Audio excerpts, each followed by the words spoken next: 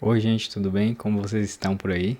Bom, hoje eu queria falar um pouquinho sobre o livro Anéis de Saturno, do W.G. Sebald, que é esse daqui.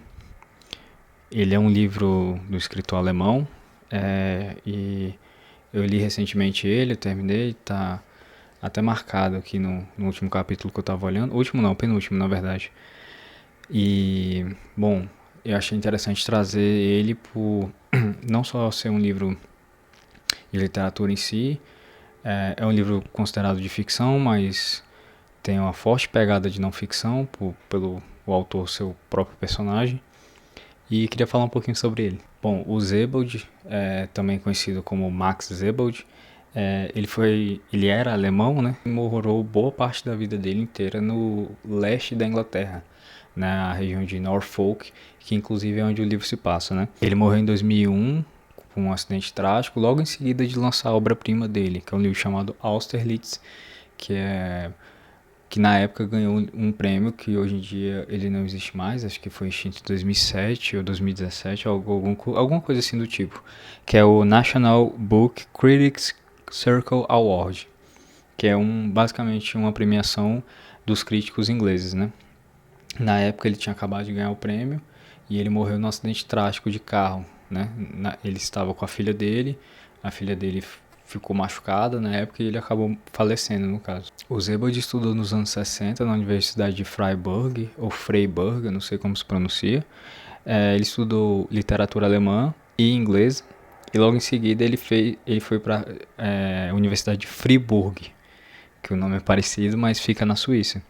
Aí foi onde ele se graduou de verdade, né, em 65. Ele fez um mestrado logo em seguida na Universidade de Manchester, entre 1966 e 1969. E em 1970 ele foi para a Universidade de East Anglia em Norwich, que foi onde ele teve o PhD dele em 1973, pela tese chamada The Revival of Myth, a Study of Alfred Dublin's Novels, sobre o escritor Alfred Dublin, no caso, né?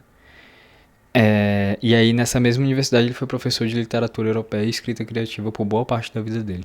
Em Norwich, ele viveu o resto da vida dele até, no caso, o acidente, né? E esse livro, no caso, é uma caminhada dele é, pela costa dessa região, né? Que seria essa região leste, igual eu comentei, da Inglaterra. O livro é catalogado como ficção pela Câmara Brasileira do Livro, mas ele é basicamente uma quimera, assim. Ele mistura vários gêneros diferentes, desde memórias até algo mais biográfico, não só também não ficção, como relatos também dessa própria viagem que ele fez. Além desses pontos de ficção que ele coloca ali contados em cima. Então o livro inteiro ele se passa em um período em que o autor, ele mesmo intitulado como o próprio Sebald, ele está internado no hospital nessa região de Norwich, e aí ele decide contar um período de caminhada que ele teve por essa região ali de East Anglia e Norwich, né? Pela parte da costa. Ele passa por diversos lugares, quase sempre a pé, e aí com esses ambientes que ele vai passando, ele vai ligando com fatos históricos e conhecimentos, curiosidades que ele tem. Então o livro é uma grande trama de partes da história em que elas são interligadas através da caminhada dele. O livro em si ele não tem uma certa linearidade e tem uma pegada forte ensaística, acredito até pela questão acadêmica dele, mas essa linearidade ela existe de certa forma só pela caminhada dele, porque se você puxar no mapa ali você consegue ver exatamente por onde ele passou, mas pela estrutura ensaística, vamos dizer assim, que ele coloca, cada história interligada a partir da andança dele, não tem qualquer relação entre elas, né, a não ser os próprios comentários que ele faz. Então a narrativa é baseada nesse grande fluxo em que ele vai contando através de parágrafos imensos de páginas e páginas, onde ele vai listando pessoas e momentos históricos, flutuando ali pela literatura, vamos dizer assim, até ciências sociais, política, história e outros pontos também. O livro, a princípio, pode ser visto apenas como um livro de viagens através das memórias dele, como, por exemplo, os livros do Patrick Leigh Fermor, né, o escritor britânico, mas ele extrapola isso através da própria consciência, não só numa espécie de fluxo, mas nessas pontuações em que ele coloca sempre essas etapas da história. Conforme você vai lendo, você vai vendo também que o que liga, faz toda a base desse livro, não é só a caminhada dele e esse percurso em que ele corre, mas a conexão que ele faz entre as histórias de uma forma completamente indireta. E isso, claro, parte a partir desse momento da minha própria interpretação, né? Isso, pelo menos eu não lembro no momento que eu estava lendo dele fazer qualquer ligação desse tipo explicitamente, que é, bom, todos os lugares praticamente que ele passa e que ele conta essas histórias de, né, de pessoas ou fatos, existe uma certa degradação e vazio também nesses, não só nesses ambientes, mas nessas histórias contadas e nessas pessoas. Como por exemplo, ele passa por lugares como um trem abandonado, que era de um expresso chinês, quer dizer, que ele conta a história do expresso chinês. Ele passa também por uma igreja que tá só as ruínas, uma coisa medieval, e ele conta também a história daquele lugar e o fato do que isso se sucedeu a acontecer, do porquê que aquele lugar ficou daquele jeito. Ele conta a história de um enchente que é bem legal. Então, de certa forma, a trama, o que faz com que se torne a história dessa trama é exatamente esse vazio, dessa decadência das civilizações em que ele vai pontuando ali. São sempre ausências da própria humanidade ou daquele próprio ambiente, seja de sua arquitetura, da sua história também. E bom, um dos motivos que eu achei mais interessante trazer esse livro aqui pro canal é que o Sebald, ele não só é um escritor, um excelente escritor por sinal, com várias publicações, mas ele também é um fotógrafo e ele usa desse artifício da imagem, seja da ilustração ou da documentação.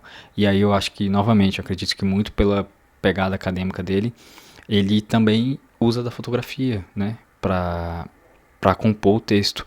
E realmente, assim, eu vou até tentar mostrar para vocês esse exemplo aqui, que é uma fotografia, se eu não me engano, essa aqui é uma que ele mesmo tirou no lugar, que eu acho que é quando ele está passando pelas charnecas. As histórias, elas não só têm as histórias não, perdão, as imagens têm não só as suas próprias histórias, como elas casam com o que ele está tentando dizer ali, sejam dos fatos ou do ambiente que ele está passando no momento. Então você acompanha durante todo o livro ele nessa reflexão de si mesmo. E aí, mas o que realmente, novamente, o que faz essa conexão entre eles é justamente essa solitude do que sobrou dos escombros dessa civilização, né? Eu acredito que isso case também muito pela pessoa que ele é um dos principais pontos que ele explora nos livros dele é a questão da Segunda Guerra Mundial, assim, a coisa do nazismo existe um conflito para ele nisso, né? E o fato dele também ser imigrante, por ter morado boa parte da vida na Inglaterra e por estar inserido naquela cultura em que foi de pessoas em que estiveram em batalhas antepassadas com o próprio povo dele. Então essa questão patriótica, não patriótica, mas da pátria, é um conflito interno em que ele deixa isso transbordar ali pelas páginas. É necessário comentar também que essa estética do vazio que está presente nas fotografias dele conversa muito também com o subtítulo do livro, que é uma peregrinação inglesa. Então vai muito de encontro com essa coisa do caminhar sozinho, né, do flaner, aquele personagem ali que está sempre como um andante, mas com uma certa personificação da solidão também.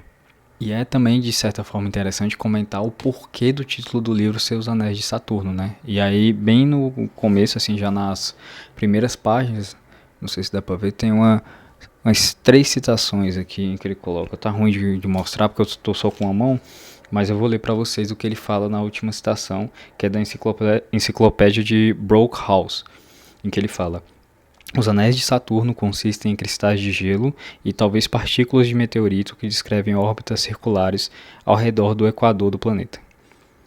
Provavelmente trata-se de fragmentos de uma antiga lua que, muito próxima ao planeta, foi destruída pelo seu efeito de maré. E aí, entre parênteses, tem limite de Roche, com a setinha.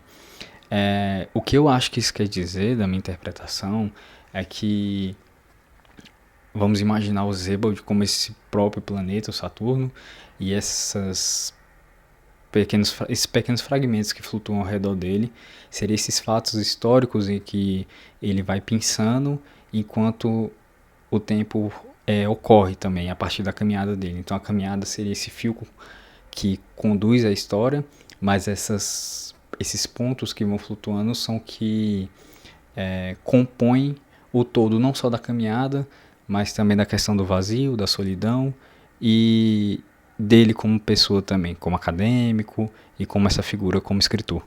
Bom, e se você se interessou por esse livro, eu tenho uma dica para você, que é um filme chamado Patience After Zebald, do cineasta Grant Gee, que tem a trilha sonora da banda The Caretaker.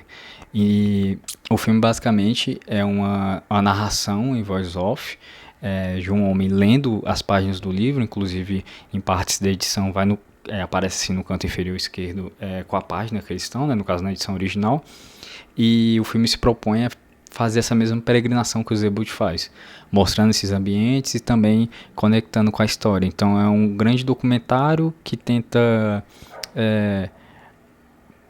percorrer essa caminhada e fazer, ou pelo menos tentar entender as conexões que o Zebald se propõe a fazer. Bom, e é isso, pessoal. Se vocês já conheciam o Zebald, deixem aqui embaixo nos comentários sobre o que vocês acham dele, o que vocês acharam do vídeo também. Não esqueçam de curtir, compartilhar e se inscrever aqui no canal. E também aqui embaixo podemos falar sobre outros livros dele, como Os Imigrantes, ou o próprio Austerlitz, Campo Santo e alguns outros também. E é isso, muito obrigado a todos e até o próximo vídeo.